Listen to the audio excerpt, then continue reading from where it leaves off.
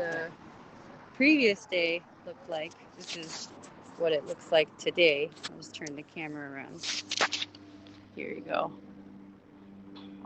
And then down the lane, there's some more, and that's where I'm going to be walking. So this is what it looks like behind me. Not as many trees this way. But let's keep going. We can walk the path, do a little Hanami walk together. Make sure I don't get run over by a car first.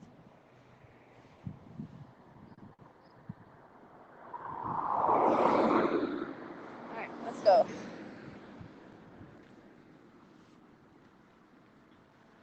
So here's the site. That's not that might be a type of sakura. Let's take a look.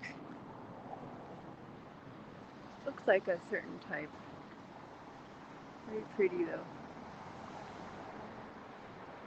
It's a different species than the rest of them. Though the majority of these trees are actually clones of each other. The species is known as Somei Yoshino. There you go. Pretty.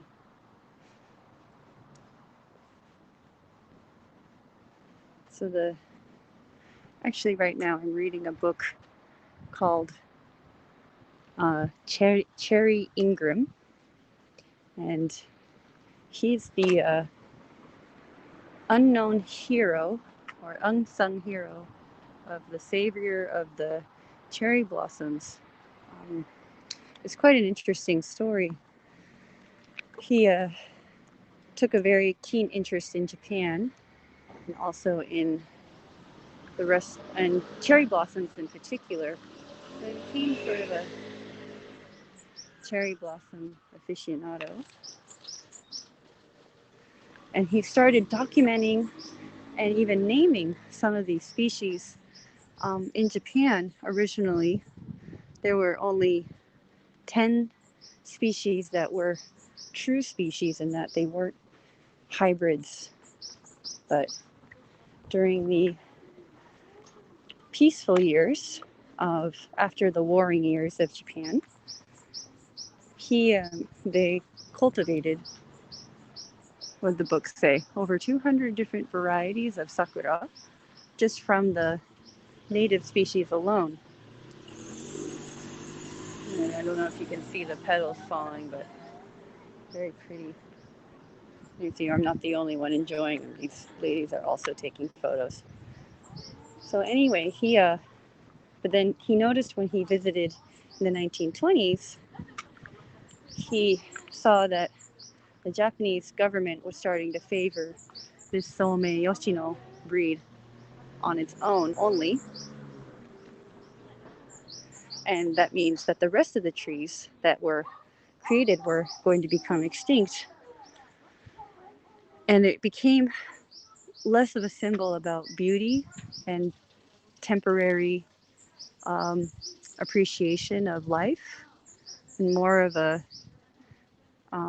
imperialistic view of symbol of Japan and how it was colonizing and its neighbors.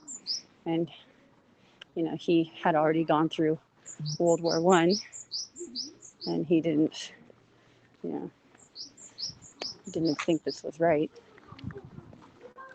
So he started bringing back some saplings to his home in Kent, England, and growing them and cultivating them and trying to save some species that are almost nearly extinct but would have been if it weren't for him. And so the other sad thing is that since these trees are clones of each other, a lot of them are getting chopped down because they're prone to fungal disease. So, and also of rot. So So you'll see that I have a really nice, there's a really old tree here, but it doesn't look, I mean, by the looks of it, it must be max 50 years old from what I can tell.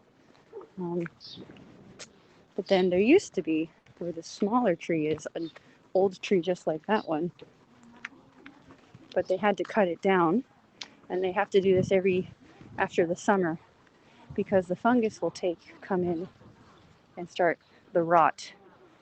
And so that's sort of the unfortunate side of having trees that are clones of each other, is that they're susceptible to disease because they don't have any genetic variation to fight against the disease. So their immune system is quite weak in that way, so especially as they get older. This is the same tree that's probably planted last year or 2 years ago, but not as old as this tree, for example. But you can see the rot is already happening, and they always every year have to prune the tree to prevent the branches from rotting and falling on people. Then the other point in the book that she made was, in England, they have all these different varieties of cherry trees. So because of that, they all have their own specific time of when they when they bloom. And so instead of lasting only a week, the cherry blossoms will bloom for over a period of 2 months. So you have 2 months of cherry blossoms in England, whereas in Japan, because of this Somei Yoshino variety, there's only 1 week of cherry blossoms rather than 2 months.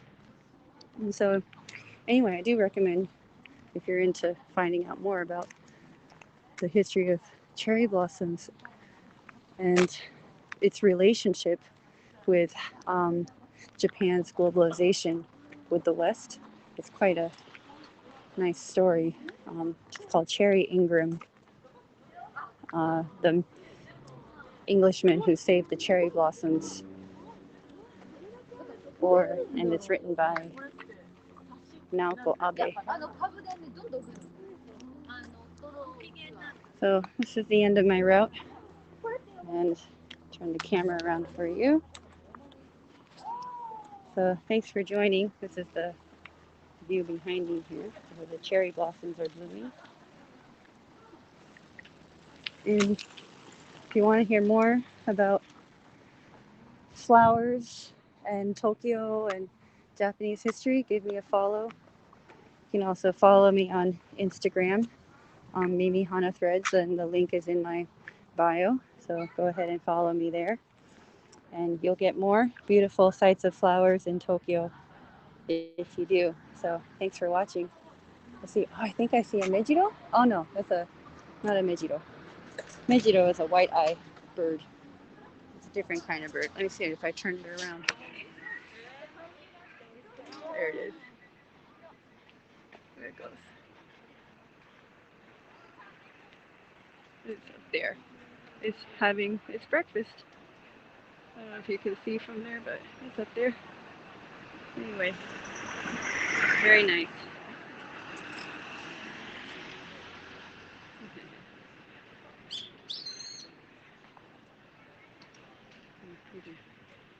This is where we came from. So yesterday there weren't as many blossoms.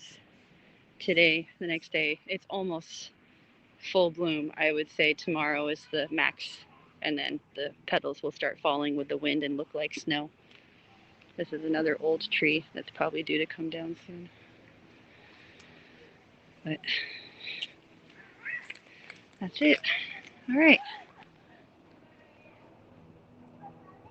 Okay, thanks for joining, and I'll talk to you maybe again tomorrow.